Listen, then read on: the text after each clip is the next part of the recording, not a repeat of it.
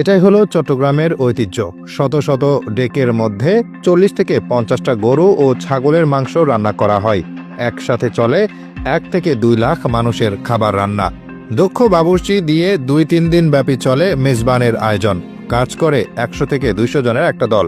এমন এলাহি কারবার দেখে অনেকে অবাক হলেও চট্টগ্রামে হর হামেশায় হয়ে থাকে এ ধরনের মেজবান। সারা দেশেই খ্যাতি রয়েছে এই আয়োজনের।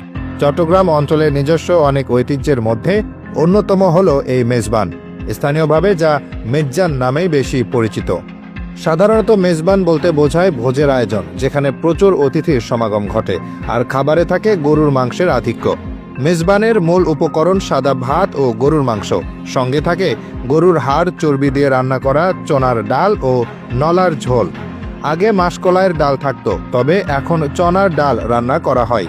অনেকে গরুর কালা ভুনারও আয়োজন করে থাকেন। বিশেষ করে ঢাকা বা অন্যান্য জায়গা থেকে আসা অতিথির জন্য মেজবানের সাথে কালা ভুনার ব্যবস্থা রাখা হয়।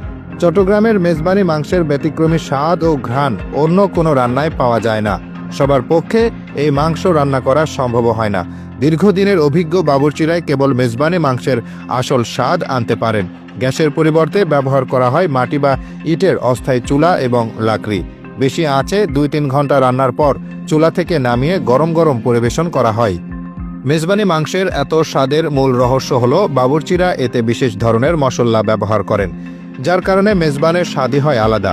আজ থেকে প্রায় ৭,০০০ বছর আগে গ্রিক ও রোমান সভ্যতায় মশলার অস্তিত্ব পাওয়া যায়। এই ধারাবাহিকতা চলে আসছে চট্টগ্রামেও। এখানকার অন্যতম মশলা হলো মেজবানের মশলা।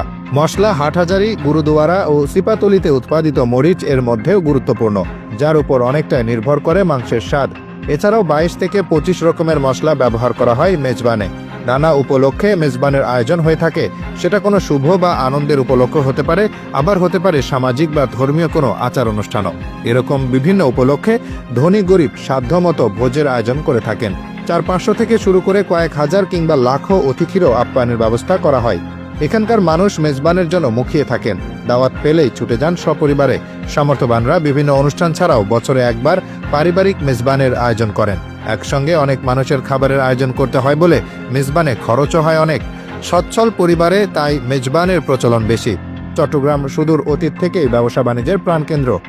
সমুদ্র বন্দর ঘিরে আমদানি রপ্তানি বাণিজ্যের কারণে এই এলাকায় আগে সওদাগর ছিল বেশি।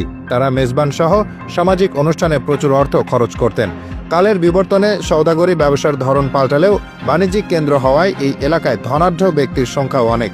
এজন্য নিজ বাড়ির আঙ্গিনা কিংবা কোনো কমিউনিটি সেন্টারে বড় আকারের মেজবানের আয়োজন করতে প্রায়ই দেখা যায়। মেজবানের কিছু বিশেষ দিক রয়েছে, যেমন এ ধরনের অনুষ্ঠানে দাওয়াত দেওয়ার ক্ষেত্রে অনেক উদার থাকেন আয়োজকরা। বেশিরভাগ ক্ষেত্রেই আমন্ত্রণপত্র ছাড়াই দাওয়াত দেওয়া হয়।